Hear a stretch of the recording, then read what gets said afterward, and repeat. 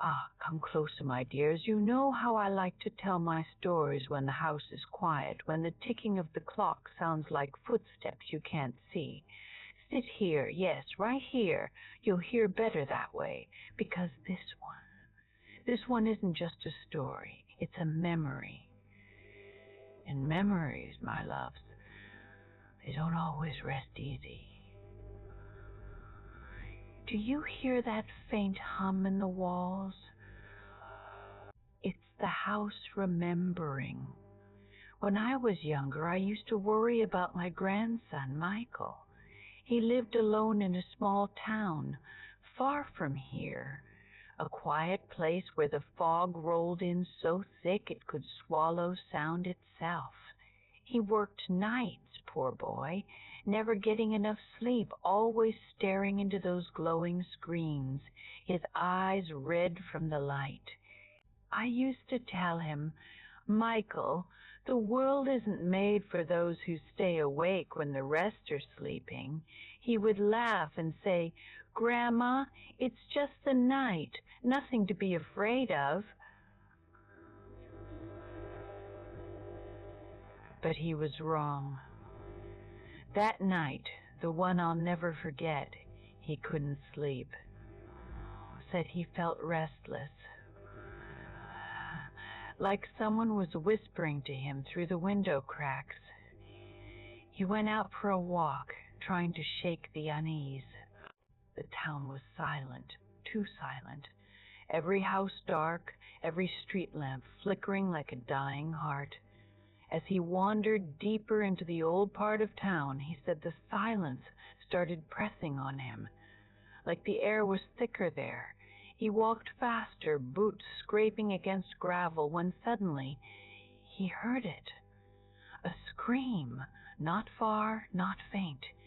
It came from the woods just beyond the last row of houses. Sharp, female, desperate. He froze, listened, heart pounding so loud he could hear it in his ears. The scream came again, this time softer, and then his phone buzzed. He looked down at the screen, but it was blank. Just white static. And then, from the static, a whisper. Don't look behind you. He told me later he did look. Because behind him stood a man, or something shaped like one, motionless, his face hidden beneath the brim of a hat, and hands hanging far too low, pale as wax. Michael ran. He said he didn't think.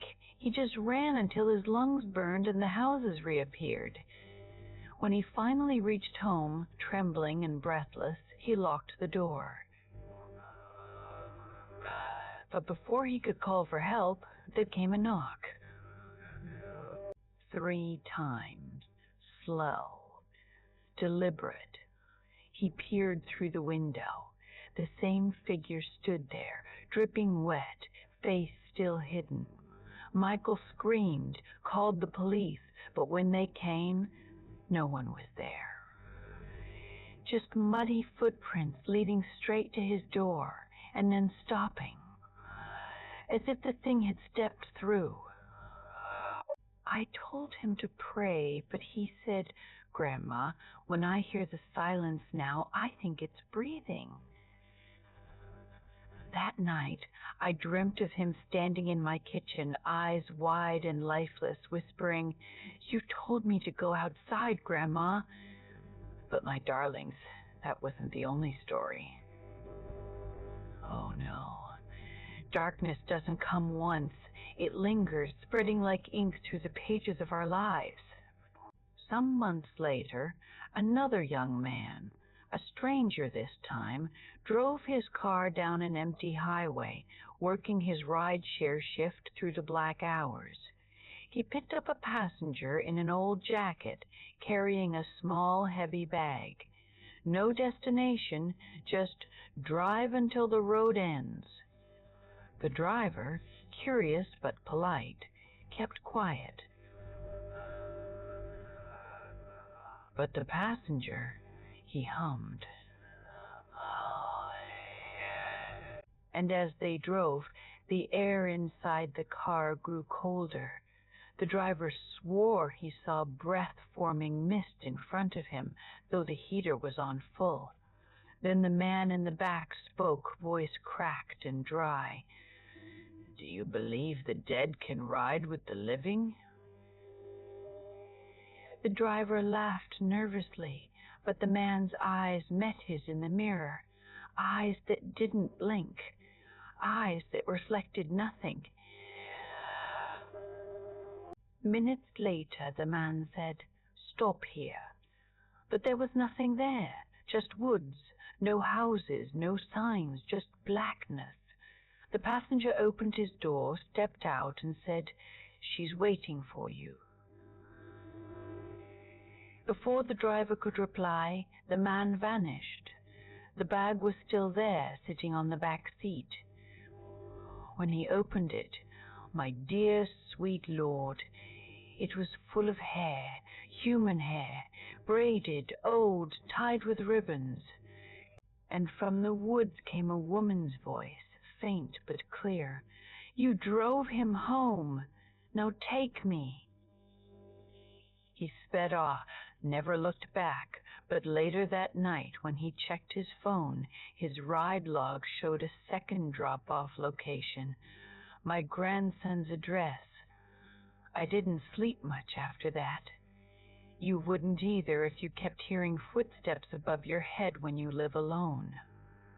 I tried to tell myself it was the wind, the pipes, maybe even mice, but deep down I knew better. Because one rainy night I saw something move in my reflection. I was washing dishes, humming softly to myself, when I saw a shape behind me in the window. A tall, dark figure standing impossibly close. Only the faint smell of damp earth and something else, something metallic. That night I dreamed again. I saw my grandson in his room, the curtains fluttering though the windows were closed. He was whispering my name over and over, and behind him a hand reached out of the darkness, pale and familiar. My hand. When I woke, the house was too quiet. No ticking clock, no hum, just silence, thick and living. And in that silence, I heard breathing, slow, heavy, coming from the closet. I didn't open it. I couldn't. I just sat there and listened until the breathing stopped. But the next morning, when I finally found the courage, the closet was empty except for a small, wet footprint. A child's. I tried to leave this house once, you know. Packed my things, called for a taxi. But when I opened the door, my driver was already there, sitting in the car, waiting, smiling. He waved and said, "Don't worry, Grandma. I'll take you where the road ends." I froze. His voice, it was the same as the rideshare man's, and his eyes, they were the same hollow ones my grandson described. I slammed the door shut, but when I turned around, there was mud on my floor again. Footprints leading from the door to my chair and stopping where I was standing. Now, my loves, I don't dream anymore. I remember. Every creak in the house, every flicker of light, every whisper at night, those aren't dreams, they're echoes. And lately I've realized something terrible. Those 3 stories, my grandson, a drive with that poor man in his home, they're not strangers to each other.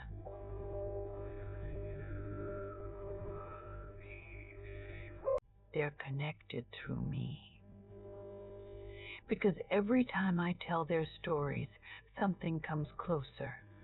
The lights flicker, the air turns cold, and I can almost hear my own voice whispering from somewhere else. Sometimes I think I'm still sitting by that window, still holding the phone after my grandson's last call, still listening to him scream before the line went dead. And maybe I've been telling this story from there, where the static hums and the shadows move. So if you're hearing my voice right now, my darlings, maybe you're not in your home anymore. Maybe you're here with me. Listen carefully. Do you hear it? That faint breathing just behind your ear? Don't turn around. Don't look.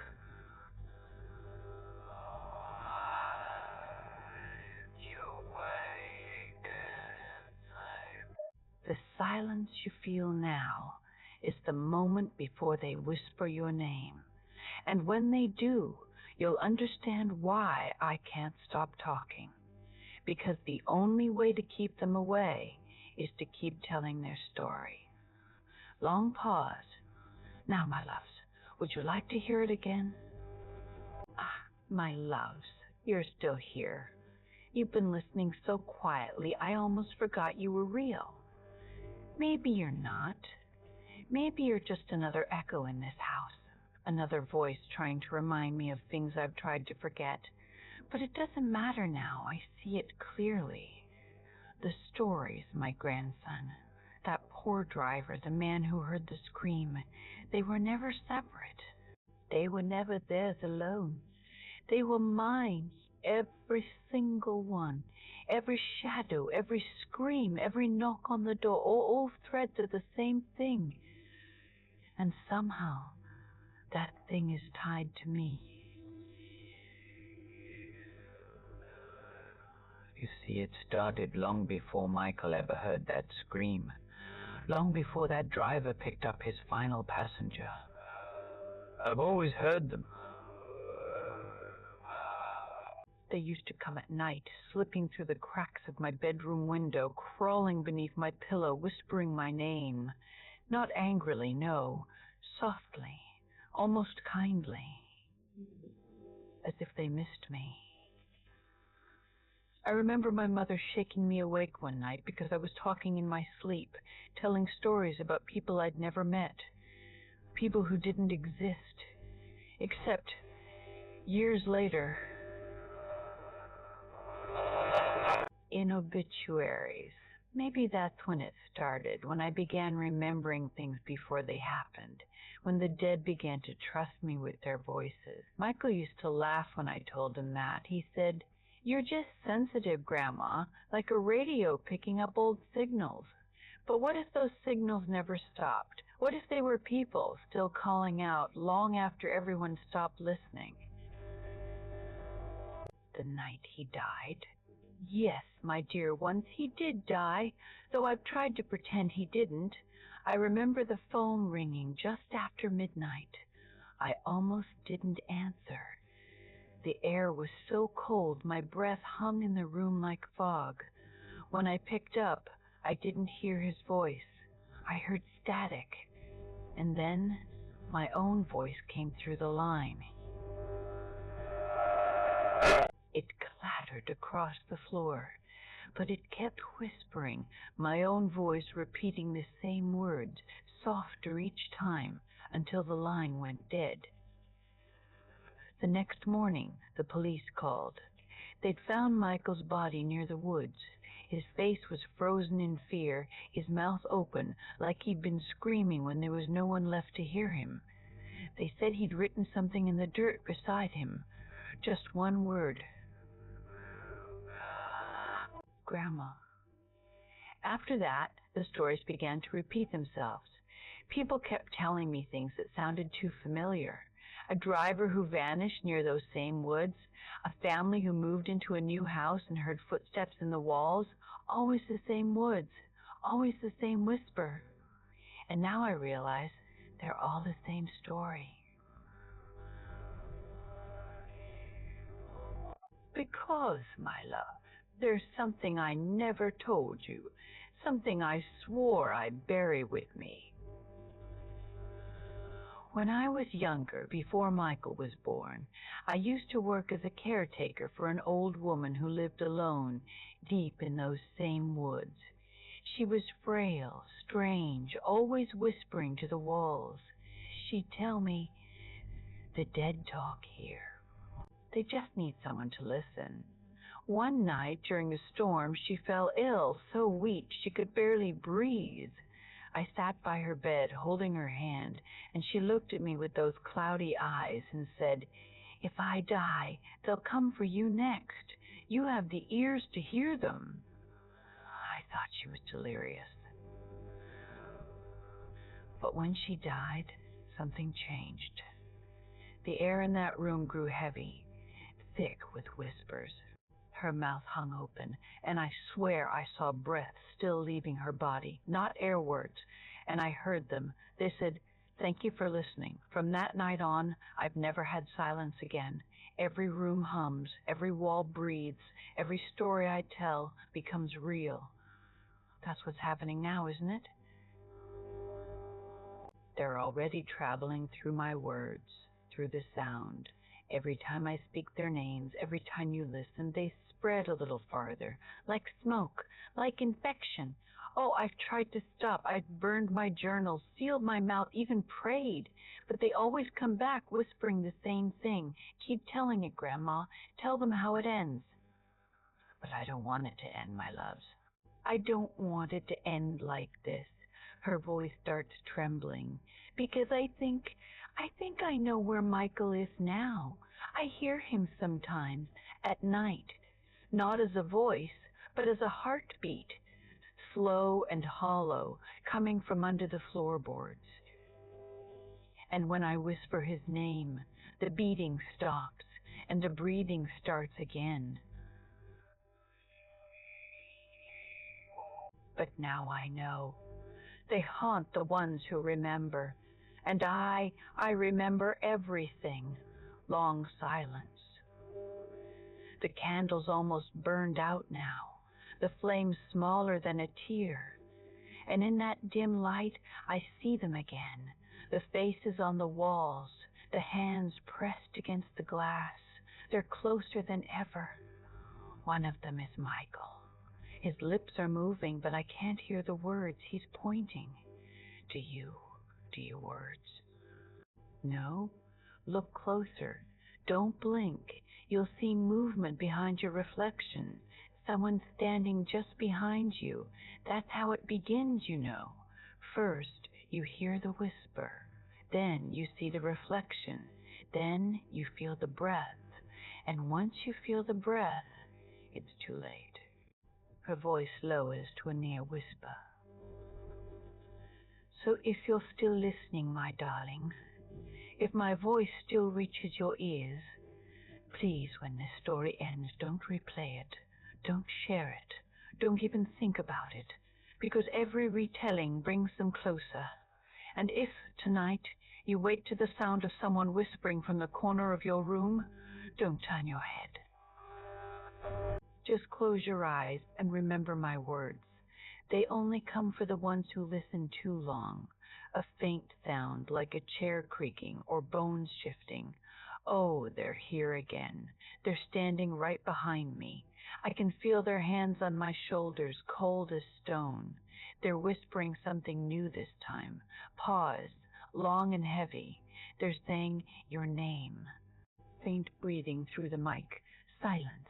Then a single whisper. "Now it's your story, my dear." The sound cuts out. A final faint exhale. Then, nothing.